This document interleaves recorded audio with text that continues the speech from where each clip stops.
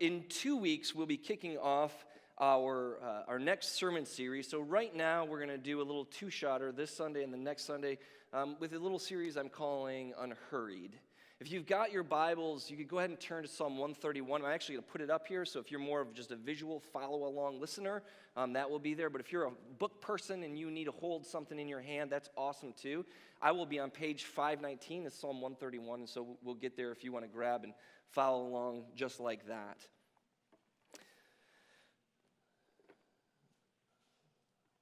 One of our most ancient stories tells about how God allowed his people to be in Egypt for 400 years as slaves. And then he brought them out of Egypt. And he brought them to this place that he had promised them, a land that was beautiful and flowing with milk and honey. And he brings them to this river that blocks their path.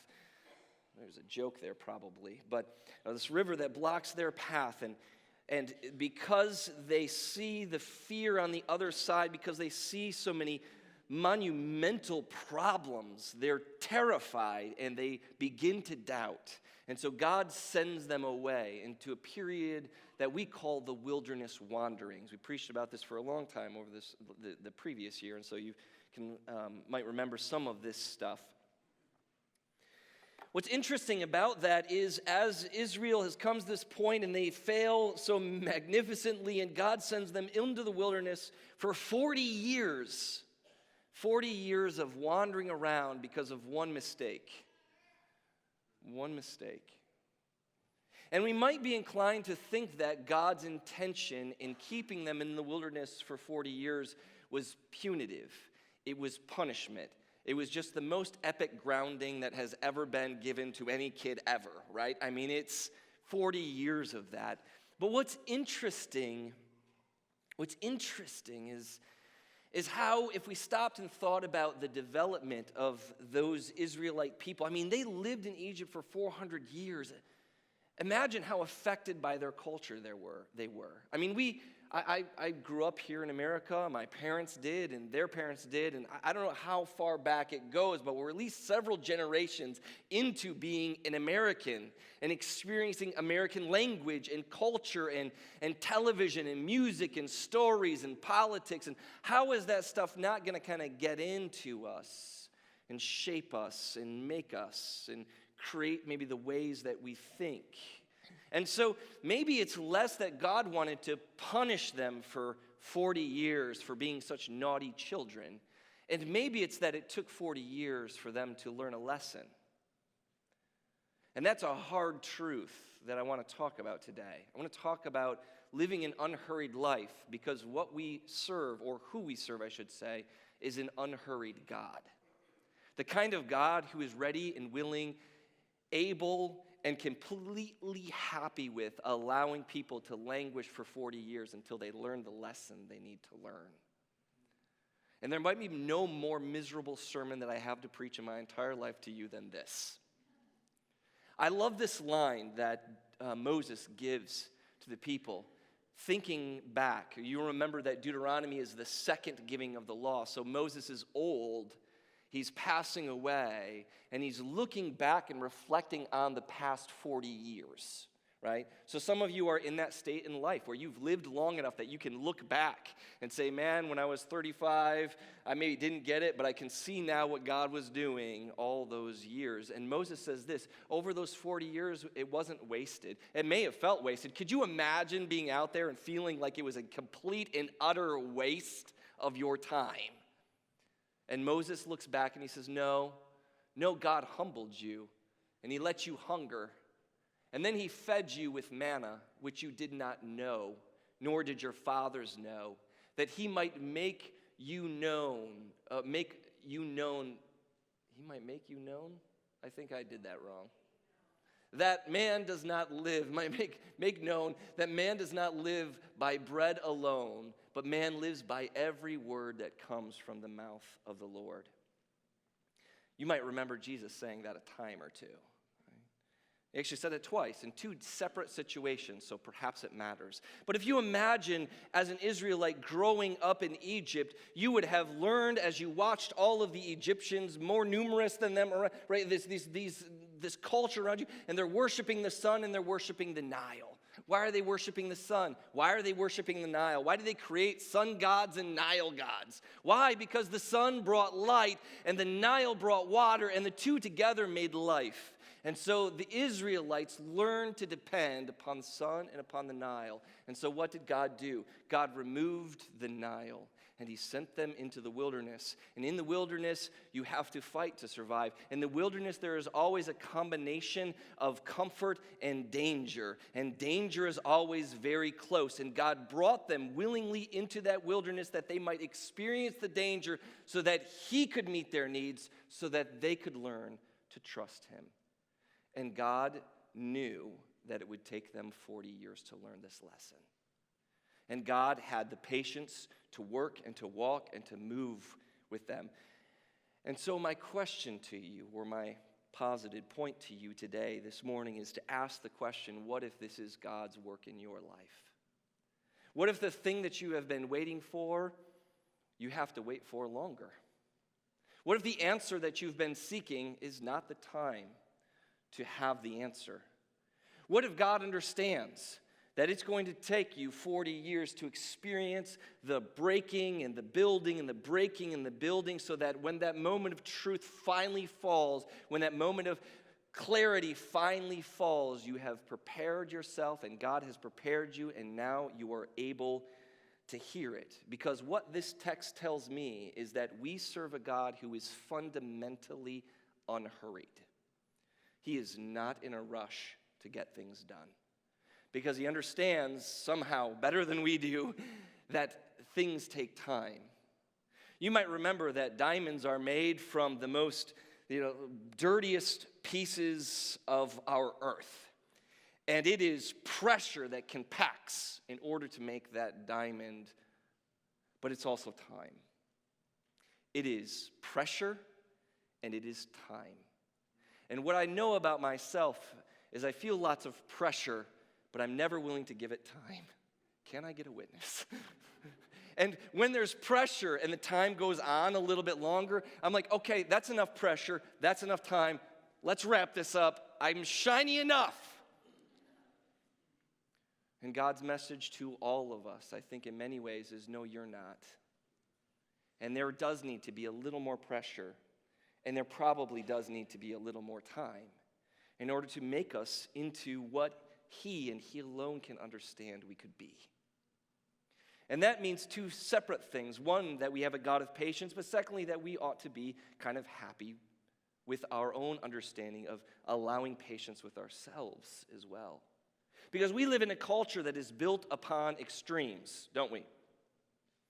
Travis and I were actually talking about that this week. We were talking about how all of the movies and all of the stories that we built, they used to sit around campfires, right? And you would tell stories, and the stories would shape your community. Now we all sit at home in front of our televisions, right?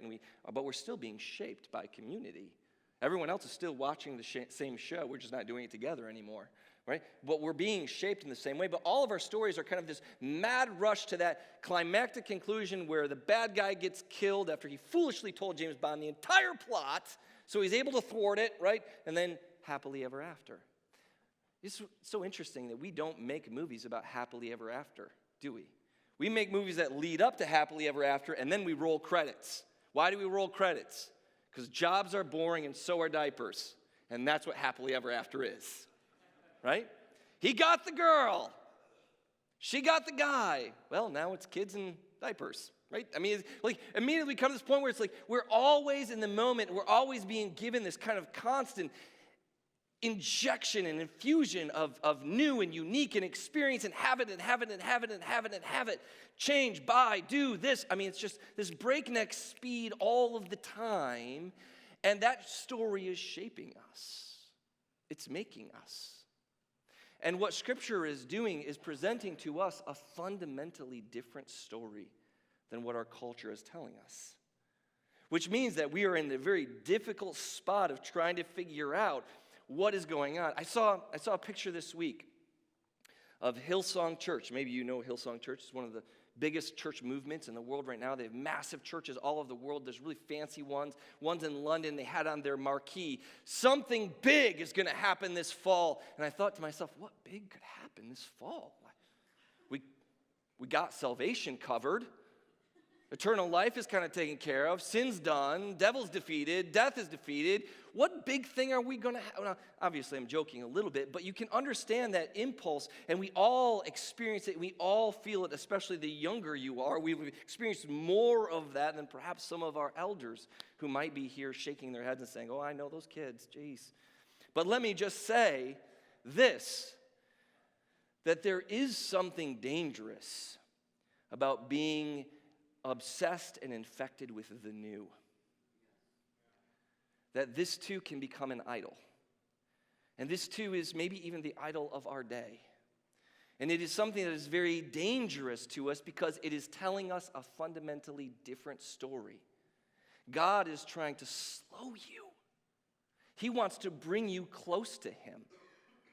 Maybe the most intimate moments are those moments where somebody who you haven't seen in a long time holds you close, right? And in those moments, doesn't everything kind of slow down?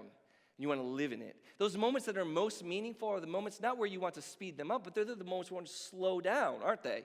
I wish I could have slowed down. I don't know why this popped in my brain, but our wedding just happened like that, right? But if I could have slowed a memory like that down, those moments that we live in, we want to slow them down. They're so beautiful. But then we're kind of constantly being thrown into the next thing. My point is just this. The reality of who you are is actually far slower than what the reality of your culture is telling you that you are. The reality of who you are is a slow-moving, embodied being who takes about 90 years to get something right. And if that's true, shouldn't we all just give ourselves and each other just a little more grace? Because God is a God who is unhurried. We simply can't keep up novelty here. I mean, Paul can't nail it every week. I'm okay, but Paul can't nail it every... That was a joke. It didn't land. That's okay.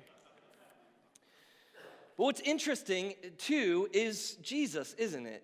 You know, Jesus, his whole life seems to be marked by this very slow progression through... I mean, our Bibles kind of throw it to us moment after moment. It feels very snappy because it's leaving out long swaths, but basically the pace of Jesus, wasn't it, was the slowest pace possible. He took a walk between this city and this city, and he invited people, why don't you walk with me? There is nothing more inefficient than a long walk between two cities and a conversation. We call that a waste of time. How can I get there faster? How can I get there quicker? How can we, all of that, but Jesus is moving at this pace that is slower than that.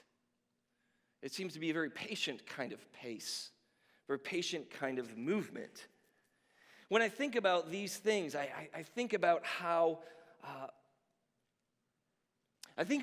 David speaks in Psalm 131. In Psalm 131, David is reflecting what we call, or what becomes anyway, an ascension song, a song of ascent.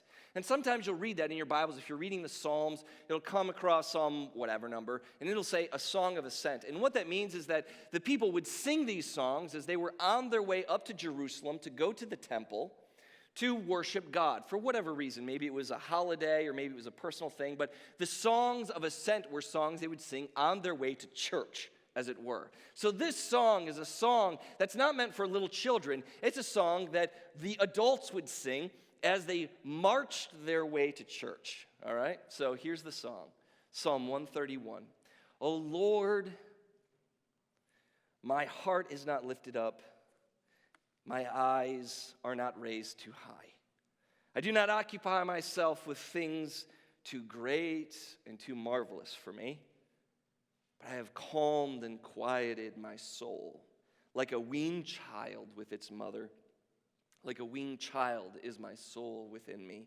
Israel, hope in the Lord from this time forth and forevermore. I like this a lot. And I want to reflect on this because I think what I see in this is kind of a message that reflects this God of patience and really even a bit of how our own lives are shaped. You notice verse 1 here. Verse 1 is to deal with humility in some ways. He says, my heart has not been lifted up. And you might know, and I've talked about this a number of times, that heart is kind of a complicated term. It can mean things like emotion. It can mean things like my decision-making, my will. It can mean things like my soul or the inner part of myself.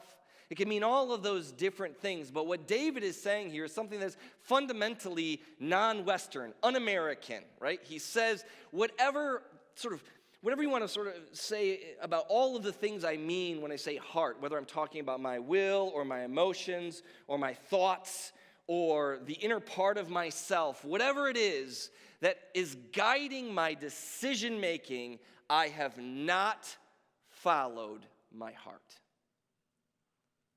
I haven't lifted it up. It has not been the guiding polar star in my life. I haven't looked at it like the North Star and followed it. I have not lifted my heart up. I have kept it low. He says, as poets do, the same thing in the next line, only kind of uses a different sort of metaphor. Instead of the heart, instead of the emotions, instead of the will, instead of the inner desires, he says, my eyes, right? My eyes, the eyes are the thing that looks and sees and wants, right? I mean, you know this. If you look up bath mats on Pinterest or whatever people do on Pinterest, immediately the next day you're going to get 15 advertisements and everything you click, bath mats, right? I mean, the eyes desire, and everything about our culture is trying to get your eyes not only to see, but to want. Have you ever thought about how messed up that is? Like every time you put a screen in front of your face, the whole reason that screen exists is to make you want the very next bauble. Right? It's not there to help you or educate you. It exists for advertisement. Now, it does all those other things as well, but just recognize the fact.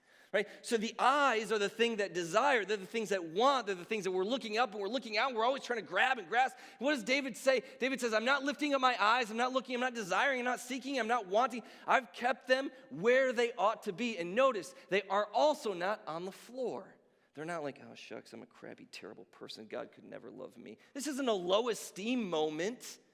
This is a recognizing the fact that I am human and I have limitations.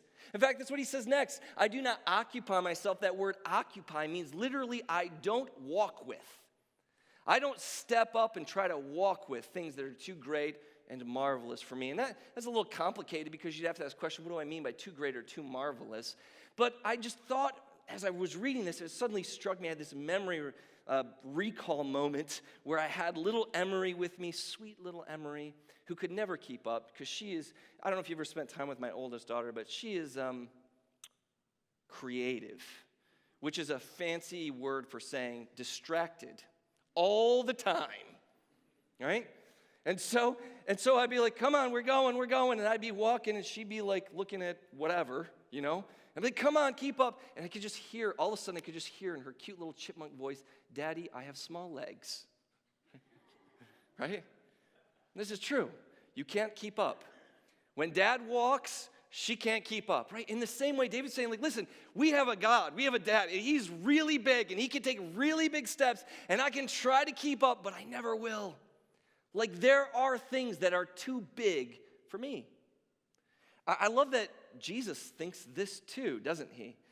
He's talking, they're asking him, Jesus, when are you coming back? When's all this going to happen? When are we going to experience the fullness of your kingdom, the resurrection of the dead, the removal of sin and war and devil and death and poverty and sinfulness? When will we experience it all? And Jesus says, That's literally what he did. You can look it up. He said, I don't know. The angels don't know. The Father knows. Jesus accepts his own limitation in the flesh in this moment, right? In this moment where he's dealing with these people, it's like, I don't know that. I have not tried to walk with. I have accepted my smallness. Because David is fundamentally here describing something big and something small. When he moves next into the next metaphor that I have calmed and quieted my soul. These are really, it's actually really tricky. I had to, where's Mark? Where are you at, Mark and these guys? I had to call my Hebrew guy. But these are really tricky. But what it says here, when I have calmed, that word calmed means something that you take and you set in its place, right? You set something in its place.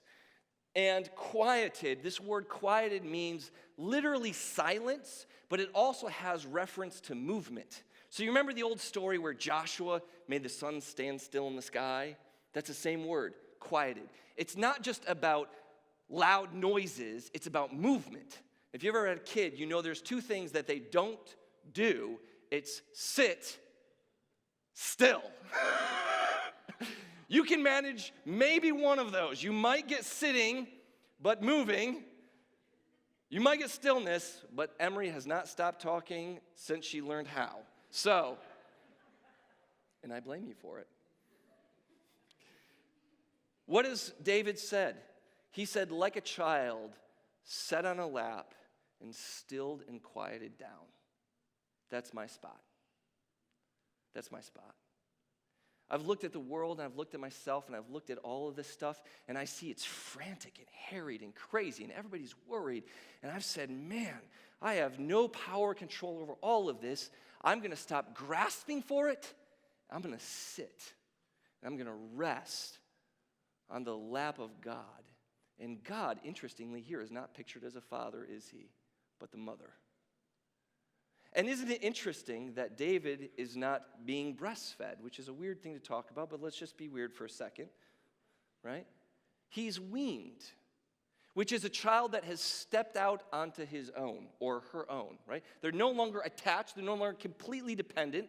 It's no longer, I don't know how many of you have had infants, but the way that babies work is the parent does all the work. Completely unfair. Then they become toddlers, right? And what happens when they become toddlers? They become 20% more efficient on a really good day. I'm still doing 80. Well, Laura's still doing 80. Can I get a witness, moms? I'm just kidding. Don't do that.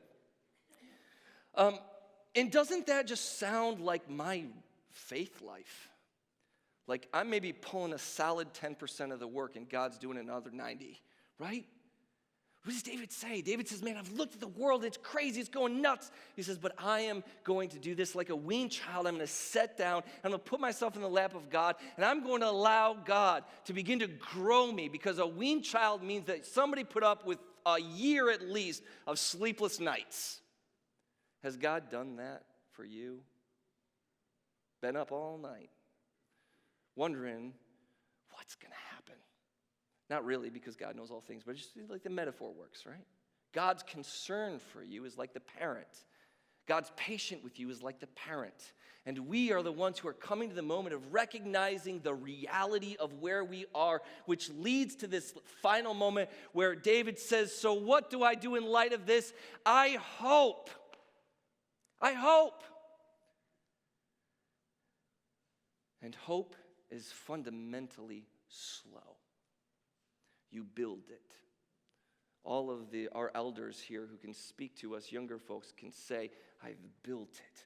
I've grown it. I've shaped it. The Lord has grown it and shaped it in me. That 90-10% thing, right? Again, and they get to speak that truth. And so we who are younger in that spot, we need to recognize this, that our hope is going to take time. But what should we do? We should recognize our spot. We should hope in the Lord from this moment and forevermore. Because we serve a God who is patient, slow to anger, and abounding in steadfast love. In fact, God's love is so steadfast that as you continue to betray him, he still comes to you and reaches out to you, right? The fundamental message of the gospel is that God has stepped into the world to reach out to those who loved him least. But that means something important, and I hope that all of you were here to hear Jim's testimony, because man, was that powerful. And there's nothing more powerful than a man who stands in front of the church and says, listen, I've been mad at God for 10 years because I've been praying for 10 years and God didn't answer my prayer, and now he has, and it took 10 years. And I hope you heard that, because not a lot of places are going to tell you that. And sometimes our songs even betray that because we sing big songs about big moments and we're kind of constantly like victory in the moment, but recognize that sometimes victory takes time. And we have a God that's unhurried, and so he is willing to take his time with you. Because fundamentally, we would say God is patient, which I think might be even more impactful today than to say God is love. Because you all know somebody who has loved you and betrayed you, right? But God is not just love, God is faithful. And his faithfulness is demonstrated, his love is demonstrated in his patience with us. I love that, and I think that's why Paul said this. He says in Philippians 1:6, I am certain, I'm sure, I'm positive that he who began a good work in you will bring it to completion at the day of Jesus Christ. That God has started working in you, guys. I know that maybe you've hit a rough patch. Maybe you've hit a doubt patch. Maybe, I don't know what you've hit. Whatever it is that you've hit, that bump in the road that makes you think, man, where's God? Or man, this is too big for me. Or man, like what happened? Paul is saying, listen, God is patient and life is long and you've got to give it time if you want to become a diamond. And I know this. I know that it's hard. But let me tell you, God is not done. He is continuing to work in you. He won't let it end. He's going to keep working on it. Because God is patient with you. But let me say this then, as I deal with Christians who I sense and see heaping guilt and shame upon themselves, while we are supposed to be people who don't have guilt and shame anymore because Jesus took it away in the cross, you need to have this. You need to have permission to be in progress. If God is patient, and he is determined that it's going to take 100 years to make you into who he wants to be, give yourself a little leeway. I love that. And I think that's why Paul says, Philippians 1:6, yet again, I'm sure of this, he who began a good work in you will bring it to completion. But when? At the day of Jesus Christ. If you look around this room and you say, man, these guys are not as perfect as they ought to be, well, that's okay, right?